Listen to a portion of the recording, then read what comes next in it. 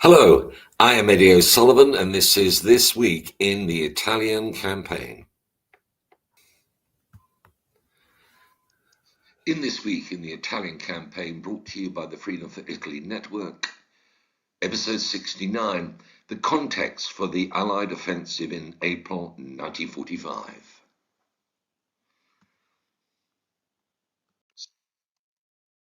On the night of the 17th of March 1945, the last three operational ships of the German 10th Flotilla sailed from Genoa to conduct an offensive mine-laying operation northeast of Corsica. They were detected by an Allied shore radar at Livorno, where four Allied destroyers were patrolling. Two of the ships were sunk. The third escaped to Genoa, where it was scuttled at the end of April. The Battle of the Ligurian Sea was the last surface action fought by Kriegsmarine of the Second World War. The engagement was also the last surface naval action the British fought in the Western Theatre of Operations.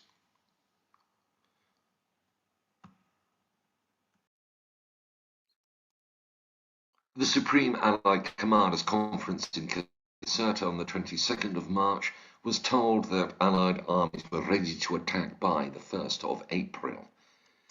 On the 24th of March, 15th Army Group Commander Mark Clark issued an order in anticipation.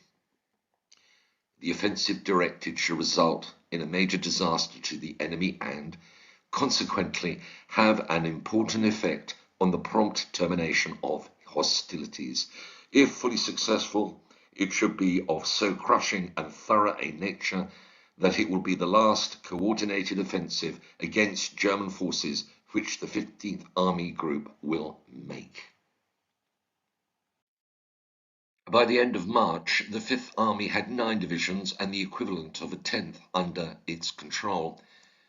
The African-American 92nd Infantry Division and 4 Corps held the left flank of the 5th Army. 2 Corps occupied the right sector. 3 divisions were committed in front-line positions in each corps. The remaining 3 were in reserve. The 92nd Infantry Division held positions to the Cutigliano Valley. In the 4 Corps sector, 365 Regimental Combat Team was on the left, the 1st Brazilian Division was in the center, and the 10th Mountain Division was on the right. East of the Reno, 2 Corps had a 25-mile sector astride Highway 65 to within 12 miles of Bologna, held by the 1st Armoured Division, the 34th Division, and the 91st Division.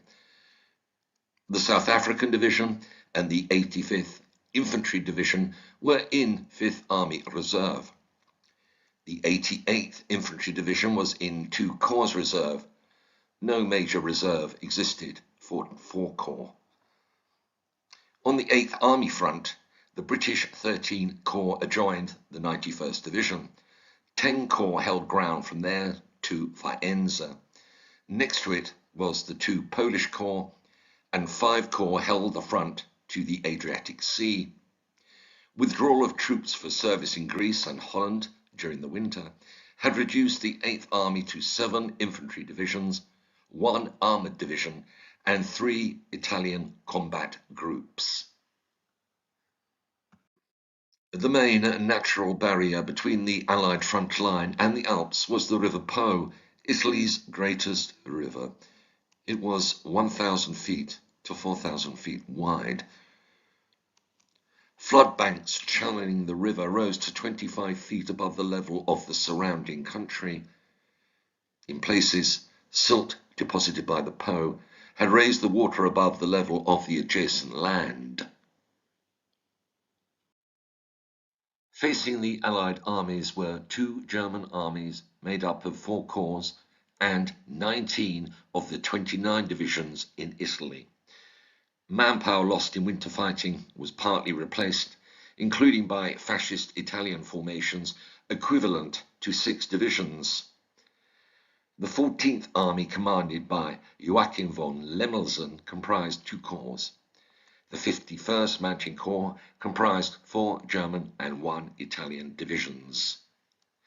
14 Panzer Corps comprised 4 divisions committed aside Highway 64 and east to Monte Grande. Opposite the 8th Army was the German 10th Army under Traugott with 1 Parachute Corps and 76 Panzer Corps. The only 2 Panzer Grenadier divisions in Italy, the 29th and the 90th, were in Army Group Reserve in the vicinity of Bologna. Neither army had reserves of their own. 710 Grenadier Division was northeast of Venice and 237 Grenadier Division was south of Trieste. The Ligurian Army, comprising German and Italian units under command of Italian Marshal Rodolfo Graziani, was responsible for western Italy and blocking Alpine passes into France. The Lombardy Corps was distributed between Genoa and Milan. The German 75 Corps, including 3 Italian units, the Littoria Infantry Division, the bulk of the San Marco Marine Division, and the Monte Rosa Alpine Division, covered the western and northwestern Italian frontiers. The retention of strong forces was because the Third Reich still needed Italian manufacturing and agriculture, but the escalating Allied bombing campaign prevented speedy withdrawal beyond the Alps. Much of the German army in Italy was actually trapped. The Mediterranean Allied Tactical Air Force, capitalizing on good weather in February and March, carried out operations up to the moment of the ground offensive. Fighter bombers of the 12th Tactical Air Command supported 5th Army, and the Desert Air Force operated with 8th Army. Some ranged as far north as the Brenner Pass railway line. All bridges over the Po were destroyed by bombers in the autumn of 1944. The winter bombing program targeted pontoon bridges, ferry terminals, and overhead cable crossings between Piacenza and the Adriatic. In March, more than 2,000 sorties were flown against the German logistics and communications system. Medium bombers attacked lines of communication almost every day in February and March. The main target was the Brenner Pass and railroads on the northeastern Italian frontier. Feeder lines to the Brenner route also came under attack. During February, the Brenner line was cut in at least one place every day between Verona to Innsbruck in Austria. In March, it was cut daily in at least one place between Verona and Trento, and between Trento and Bolzano. For 18 days of the month, at least one place from Bolzano north to Innsbruck was made unserviceable. Allied aircraft eliminated most coastal traffic and reduced the Germans to the night use of small vessels and barges between the few usable ports. Nevertheless, German morale remained high, especially in the parachute divisions and the Panzer Grenadier divisions. Desertions by native Germans were relatively few, but it was a big issue in other parts of the German armies in Italy in the winter of 1944. About 35% of prisoners taken from German divisions during the winter were deserters. In the ranks of the fascist divisions, this rate was 85%, and total desertions ran into the thousands. The activities of Italian partisans contributed to a gradual deterioration of the German strength in rear areas.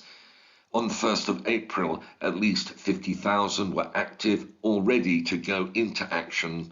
They formed themselves into battalions, brigades, and even divisions, and they were armed with weapons stolen or captured from the Germans or dropped by Allied aircraft. The Germans employed thousands of troops and most of the fascist forces against the guerrillas. The Germans were able to meet most of their requirements. The main worry of the German High Command was the rapidly worsening condition of its transportation system, the lack of vehicles and motor fuel, and the interdiction of railroad supply lines by Allied air power. Animals were used to tow vehicles. Methane, which was produced in the Po Valley, was used instead. Other substitute fuels were alcohol and benzol, which could be mixed with gasoline. During the winter months, the Germans strengthened the Genghis Khan line of resistance protecting Bologna. 4 miles farther west, the Santerno River was heavily fortified. Smaller streams between the Santerno and Bologna were prepared as delaying positions in front of 8th Army. The suburbs of Bologna contained concrete pillboxes and anti-tank gun positions.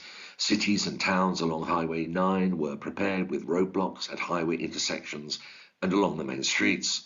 Windows were bricked up and provided with loopholes. Cellars became machine gun or anti-tank gun positions. Concrete pillboxes commanded straight sections of valley highways. Canals and ditches were widened and deepened, and additional ditches dug. The second line of defence was along the Po River. This meant giving up Turin, but Milan was retained in the defended area. The Po ran through marshy country in its final 25-mile section to the Adriatic that required little additional protection.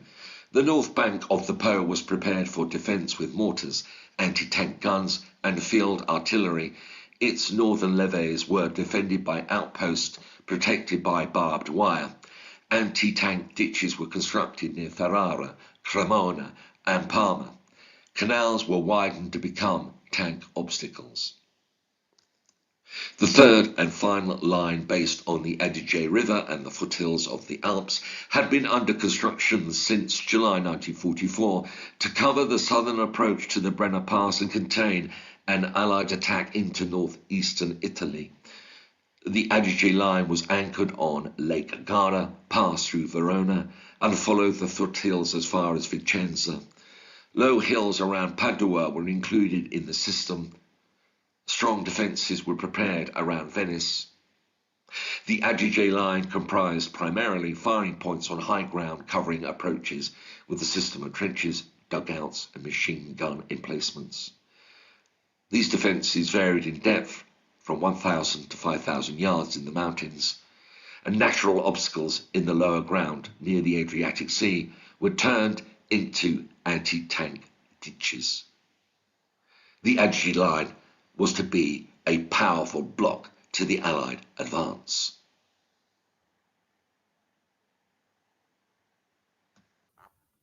Well, that sets the context for what's coming next. It's going to be one of the most important offensives in the Second World War, certainly the largest in the Italian campaign, more than 750,000 men on each side, and a fight to the finish, as it proves, and that will get away. We'll be covering that in detail in the future episodes of This Week in the Italian Campaign. So that's it there for this week. We'll be back next week with another episode. So until then, from everybody here in This Week in the Italian Campaign, it's goodbye, good luck, and may God bless you all.